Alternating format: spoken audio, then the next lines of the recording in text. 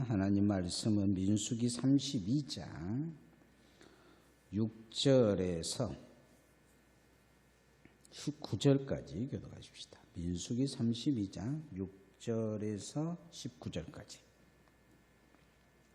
모세가 갓 자손과 르우벤 자손에게 이르러 이르되 너희 형제들은 싸우러 가거늘 너희는 여기 앉아 있고자 하느냐.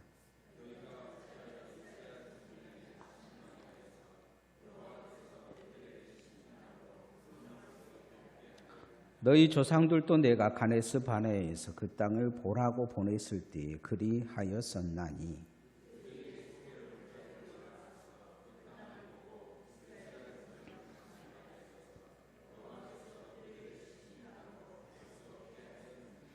그때 여호와께서 진노하사 맹세하여 이르시되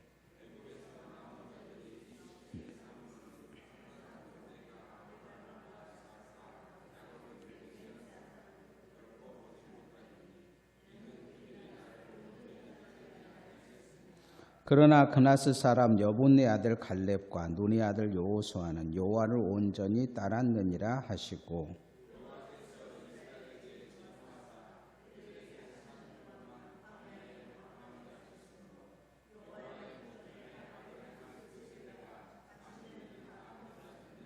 보라 너희는 너희의 조상의 대를 이어 일어난 죄인의 무리로서 이스라엘을 향하신 여호와의 노를 더욱 심하게 하는도다.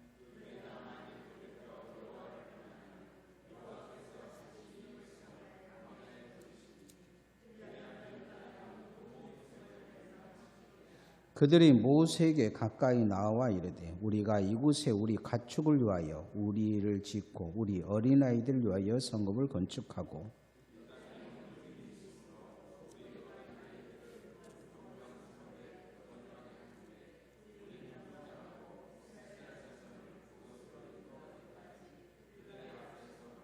이스라엘 자손이 각기 기업을 받기까지 우리 집으로 돌아오지 아니하겠으며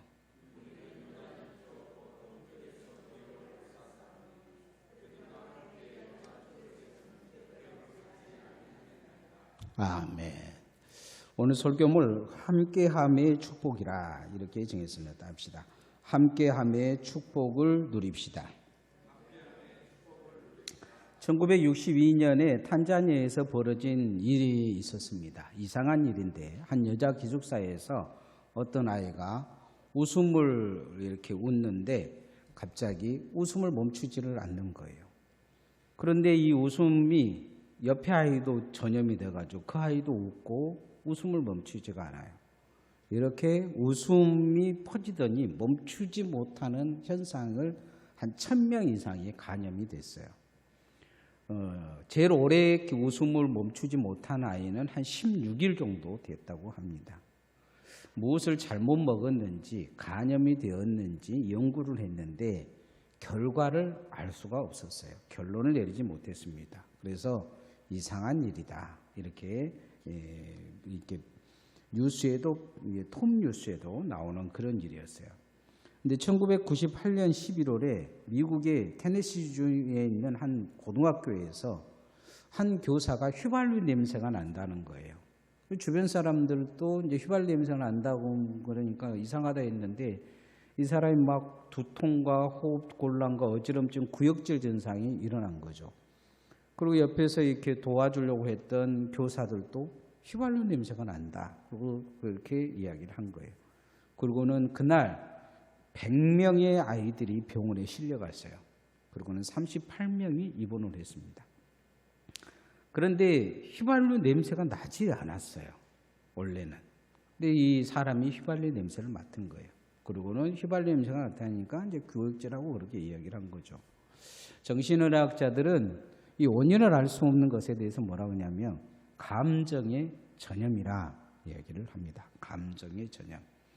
우리가 이 초상집에 가면 별 알지도 못한 사람인데 옆 사람들이 다 울면 눈물이 나와요. 괜히 눈물이 감정이입이 되는 거죠. 집단 히스테리, 집단 시민성 질환이라고 이야기를 합니다. 이건 이제 순간적으로 그렇게 나타나기도 하지만 이게 길게 나타나기도 해요. 길게. 누군가 옆 사람이 막 웃잖아요. 웃으면 실험을 해보면 알 수가 있어요. 이렇게 여러분 한 사람이 이제 예배 늦게 오는 사람이 있는데 우리가 한번 웃어봅시다 하고 열심히 깔깔깔깔 하고 웃고 있으면 그 사람 들으면서 얼굴 찡그리고 들어올 것 같습니까? 웃고 들어올 것 같습니까? 웃고 들어오죠. 그냥 웃고 들어옵니다. 그걸 계속 웃고 있으면 그 사람도 계속 웃어요. 처음에는 그냥 얼굴만 웃다가 나중에 우리 계속 깔깔거리면 소리 내고 웃습니다. 뭔 이유인지도 모르지만 웃으려고 웃는 것도 아닌데 그냥 웃음에 동의되고 감정이입이 되는 거죠. 우리는 그 사람을 웃게 하기 위해서 우리는 쇼를 하고 있지만 그 사람은 감정이입을 받아서 웃어버리는 거죠. 사람은 이렇게 감정에 영향을 주고 감정에 영향을 받고 삽니다. 그래서 이런 책이 있어요. 그런 책이. 그래서 이 책에 보면 그런 내용이 있습니다. 행복한 사람과 같이 살면 행복할 확률이 15% 된다고 해요. 15%. 이게 자기가 15%. 근데 이 행복한 사람과 사는 사람의 친구는 몇 프로가 되느냐? 10%.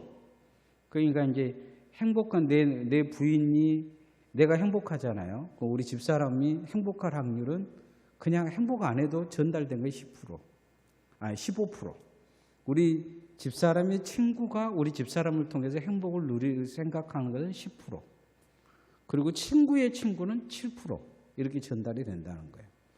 아무것도 없는데 그냥 전달 노출이 그런다는 거죠. 그래서 사람이 이 감정을 가지고 사는 거 되게 중요합니다.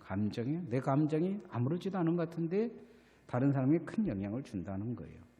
이 모세는 가나안에 들어갈 때 이스라엘 백성들에게 뭔가 좋지 않는 감정을 갖게 하고 이스라엘 백성들을 낙심하게 하는 이 말들을 이 세 지파가 하게 되는데 이 미칠 영향에 대해서 경고를 합니다. 이 백성들이 그 감정을 가지고 하나님을 만나면 망할 거라는 거예요. 너희들이 그런 감정으로 하나님 앞에 망하게 하는 자들이 될 것이다. 이렇게 이야기를 하고 있어요. 남을 절망하게 하는 것은 죄입니다. 희망을 가져다 주며 함께하는 인생이 축복받은 인생이다. 오늘 이야기하고 있는 걸 볼 수가 있습니다. 따라합시다. 남을 절망하게 하는 죄는 큰 죄다. 특히 신앙에서 남을 절망하게 한 죄는 큰 죄입니다. 왜냐하면 이 절망은 어떤 걸 보냐면 신앙을 버려버리게 할 수 있기 때문이에요. 그래서 주님이 그런 말씀을 하시죠. 선생이 되지 마라 요구를 합니다. 차라리 남을 실족게 하려고 하든 연자맷돌을 메고 차라리 죽으라 이 얘기를 해요. 차라리 죽는 게 훨씬 더 낫다 그런 이야기를 하죠. 희망을 가져다 주는 인생이 되지 못할 바에는 차라리 지도자도 되지 말고 하나님 앞에 그렇게 낙심하게 남을 구렁텅이다 집어넣을 인생 같으면 차라리 스스로 연자맷돌을 메고 죽어라 이렇게 이야기를 하죠. 희망을 가져다 주며 함께하는 인생, 그 축복받은 인생이라는 이야기입니다. 그런 인생을 만나는 것도 쉽지 않지만 내가 그런 인생이 돼야 될 줄 믿습니다. 오늘 성경에 이스라엘 백성들은 가나안에 들어가면서 요단 동편 땅을 일부 차지합니다. 차지하고 나서 그들은 축복받았다는 생각을 한 것 같아요. 그래서 이미 분배받았으니까 우리는 가나안 땅에 들어갈 필요 없고 싸우지 않아도 됩니다. 이렇게 이야기해요. 싸울 이유가 없다는 거예요. 이미 우리는 다 받았는데 왜 우리가 가서 남을 위해 싸워서 죽습니까? 이렇게 이야기하죠. 그래서 모세는 그것은 큰 죄다는 것을 가르쳐 줍니다.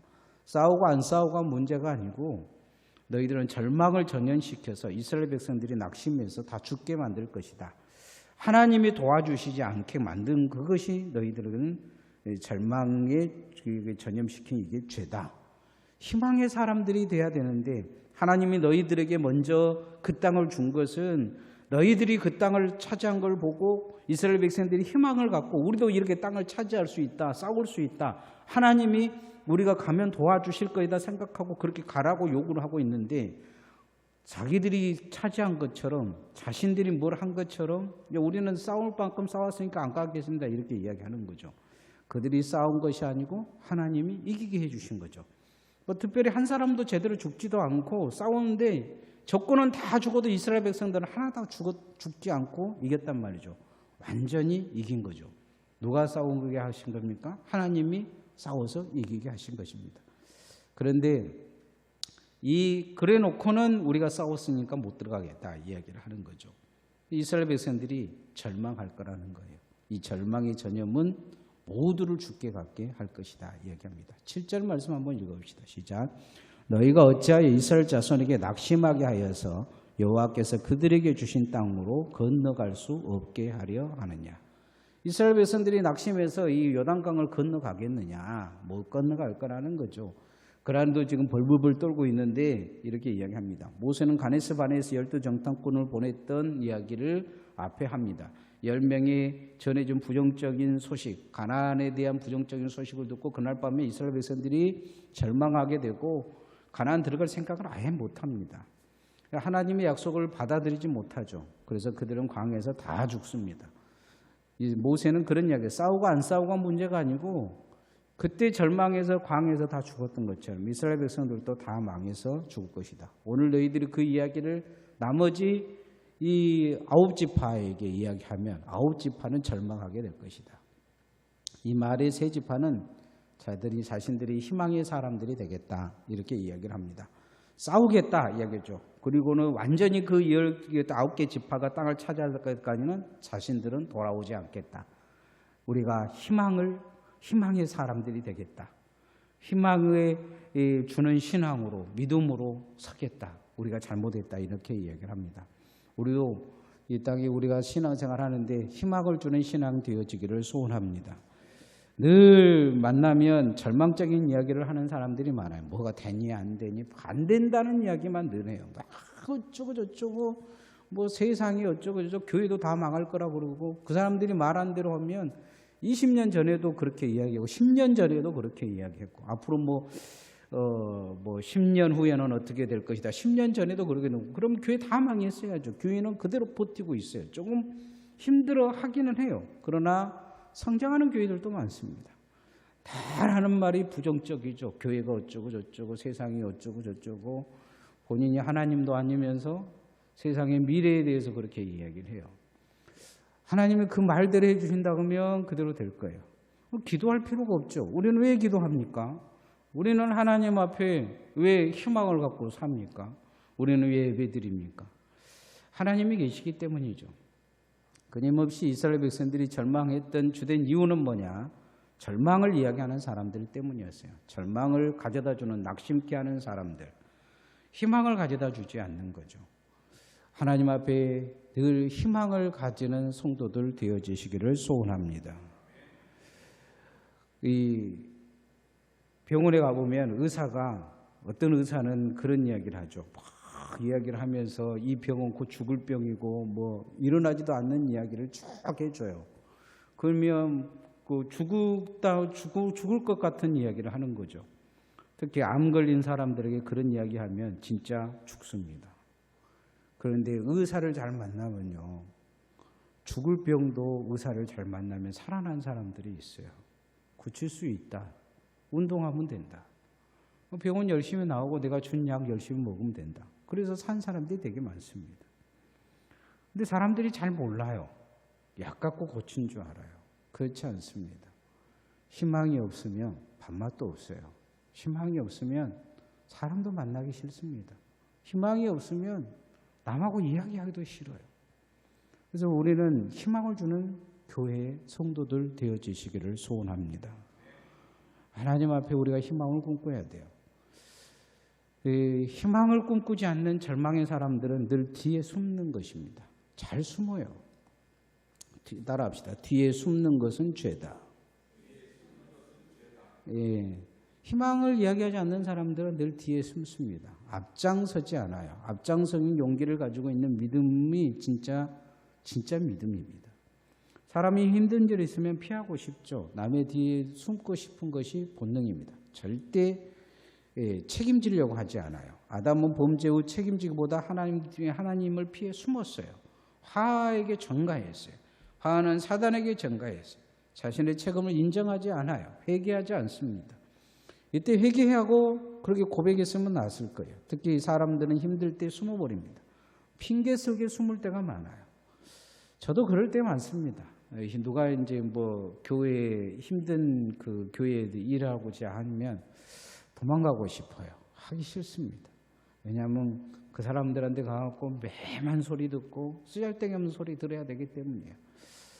뭐 내가 큰 죄 진 것지도 않은데 가서 잘못했다고 미안하다고 이야기도 해야 되고 그렇습니다. 가기 싫어요. 그런데 해야 될 때가 있어요. 믿음 생활 속에도 그럴 수 있습니다. 교회 일도 그렇습니다. 여단 노편을 차지한 새 지파는 이 핑계 저 핑계 될 핑계가 많아요. 그 가축이 많다, 뭐 아이들이 어리다, 숨고 싶은 거죠. 근데 모세는 너희들이 숨으면 모두 숨을 수 있을 거라고 생각하느냐? 그것은 망할 거라 이야기합니다. 하나님 앞에 숨을 수 있을 것이냐? 15절 말씀 한번 읽어봅시다. 시작.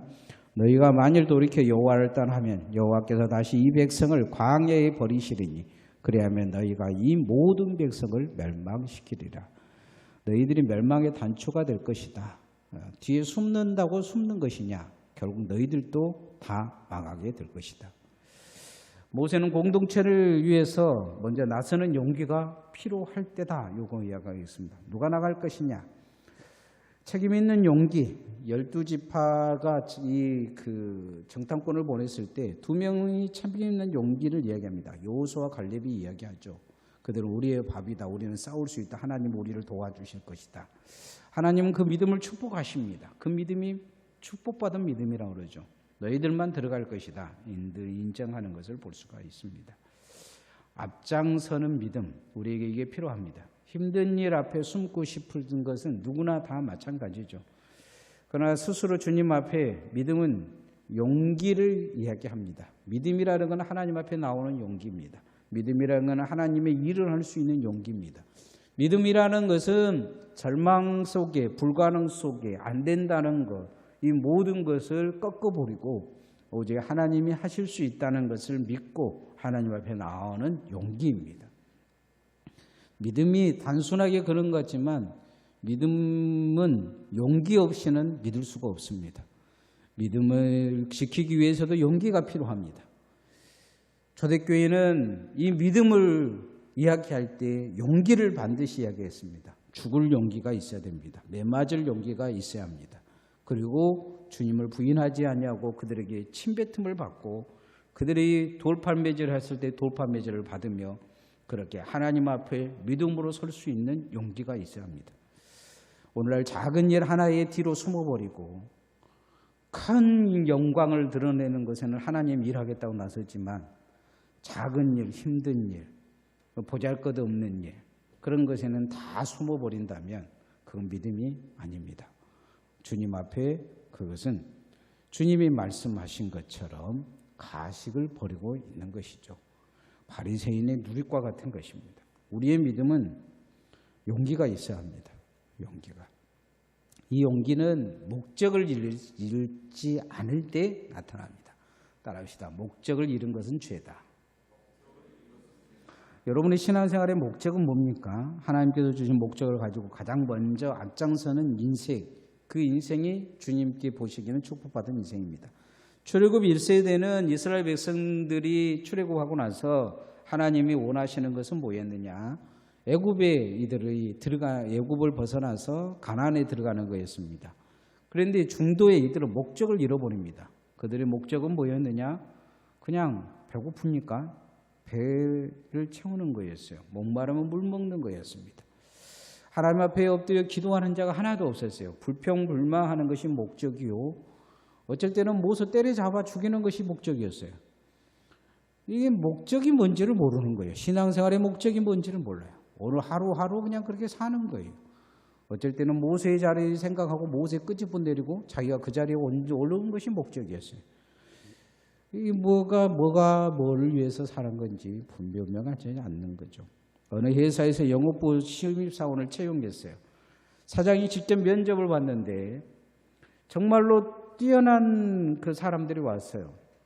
서울대 출신들도 오고 뭐 그랬는데 시골에서 지방대에 나왔는데 전문대나 나왔는데 보니까 좀 모자란 거예요.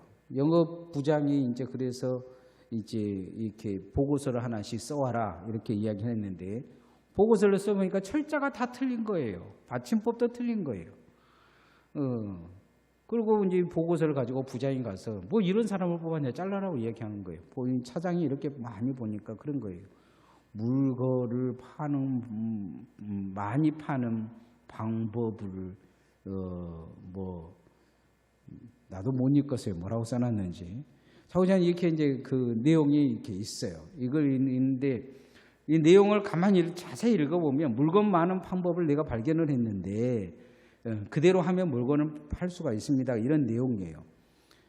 이제 사장이 그걸 보고 부장한테 그 이야기를 한 거예요. 철자 보지 말고 그 사람이 하고 싶어 하는 내용이 뭔지를 자세히 보고 그 사람이 보고 세도록 그대로 해라. 다른 애들 봐라. 시대가 어쩌고 저쩌고 쓰잘데없는데 얘는 물건 파는 방법까지 찾아왔지 않느냐. 나는 공부 말하고 똑똑한 놈들 필요 없다. 영업사원 필요하는데 영업사원은 물건 많이 팔면 된다. 무슨 이렇게 이야기를 하는 거예요. 부장의 입장에서는 자기가 사장한테 보고서를 써야 되니까 밑에서 보고서 잘 써준 놈이 필요했던 거예요. 그래서 서울대 나온 놈이 필요한 거죠. 막 그래프 그려주고 차트 옆에서 해갖고 설명 착착착 하고. 근데 사장 입장에서는 그런 사원 하나도 필요 없다는 거예요. 물건 잘 파는 사원이 필요하다는 거예요. 우리는 어떤 사람입니까? 우리는 정말 주님이 필요한 자입니까? 오늘 성경에 이제 그 하나님의 목적이 불분명하면 다 끊어진다, 다 죽는다 이야기합니다. 13절 말씀 한번 읽읍시다. 시작. 여호와께서 이스라엘에게 진노하사 그들에게 40년 동안 광야에 방황하게 하셨으므로 여호와의 목전에 악을 행한 그 세대가 마침내는 다 끊어졌느니라. 뭐 때문입니까? 하나님 앞에 목적이 없었기 때문이죠. 목적이 없었어요. 가나안 땅 들어갈 생각이 없는 거예요. 그냥 오늘 물었고 어쩌고 저쩌고 얘기합니다. 싸우지도 않을 생각도 없는 거예요. 하나님의 목적이 나의 목적 되지 못하는 것을 볼 수가 있어요. 성경에 보면 아브라함과 다윗의 자손은 예수 그리스도의 세계라 이야기했는데 아브라함과 다윗은 하나님의 목적이 나의 목적, 나의 인생으로 산 사람들입니다. 분명한 하나님의 목적을 제시해 주고 그 목적대로 사는 사람들을 선지자라고 이야기합니다. 이 반응에 이 세 지파는 그렇게 반응을 합니다. 우리가 그 목적을 향해 가는 동기가 되겠습니다.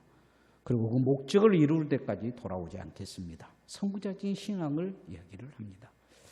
그것이 그들에게 있어서 축복받은 믿음입니다. 함께함의 축복, 그것은 남을 절망케 하지 않는 것입니다. 뒤에 숨는 것이 아닙니다. 목적을 잃지 않고 하나님의 나라, 주님의 나라의 목적을 그대로 따라가는 것입니다. 절망하는 것은 혼자 망하는 게 아닙니다. 절망케 하는 건 다 죽이는 것이죠. 뒤에 숨어버리는 것도 다 죽이는 것입니다. 여러분, 이 383에 있는 이 전방에 있는 병사들이 전쟁이 일어나면 총 버리고 후방으로 다 도망가 버리면 어쩌겠습니까? 거기다 세워놓을 필요가 없죠. 차라리 그냥 예비군들 데리고 싸우는 것이 훨씬 더 낫습니다. 목적을, 그들이 그곳에 있는 목적은 그것을 지키기 위한 것입니다. 교회도 성도도 주님이 먼저 세운 목적이 있습니다. 우리가 그 목적을 잃어버리면 안 될 것입니다. 이 땅에 내가 존재함이 축복되어야 될 줄 믿습니다. 우리가 함께함이 축복되게 합니다. 사람들은 거꾸로 생각을 해요. 교회가 내게 있어서 축복의 동기가 돼야 된다. 목사가 내게 있어서 축복의 동기가 돼야 된다. 오늘날의 사람들은 그런 이 편협한 생각을 갖고 신앙생활 하는 사람이 되게 많습니다. 그래서 나에게 있어서 조금만 손해가 될 것 같으면 희생하지 않죠. 십자가 지려고 생각하지 않습니다. 선교지에도 가보면 옛날에는 선교사님들은 정말 죽기 살기로 목회를 했어요. 선교를 했습니다. 시골교회도 마찬가지죠. 그러나 갈수록 그런 선교사도 없고 목회자도 없습니다. 물론 교인들은 거의 없습니다. 주님을 위해 헌신하겠다? 입들은 다 그렇게 이야기를 하지만 이미 시대가 그런 시대를 지내가고 있는 것 같아요. 그런데 어디는 가면 그러게 무슨 시대가 있냐? 돈 없는 나라, 예배당도 지을 수 없는 곳, 그런 곳에 가면 그런 분들이 많아요. 그곳에 가면 헌신한 사람이 정말 있습니다. 아침부터 저녁까지 헌신한 사람들이 있어요. 우리 오늘날 시대 교회에는 우리 한국 교회가 힘든 건 너무 잘 사는 거예요. 너무 잘 살아. 교인들도 너무 잘 살고 교회도 너무 잘 살고 목회자들도 너무 잘 살고 못 살 수는 없죠. 끊임없이 우리가 이제 잘 살게 해달라고 기도하지 않습니까? 그러나 중요한 것은 이것이 우리에게 있어서 함께함이 축복이 되도록 우리가 깨어 기도하며 그렇게 그 방향으로 나아가야 된다는 것입니다. 여러 가지 기도하십시다. 하나님 앞에 우리가 희망을 가져다 주는 믿음을 갖게 해달라. 그리고 앞장서는 용기 있는 믿음이 내게 있게 해달라. 하나님이 주신 목적을 가지고 끊임없이 주님의 목적을 향해 걸어가는 신앙이 되게 해달라. 이 시간같이 기도하십시다. 존귀한 신앙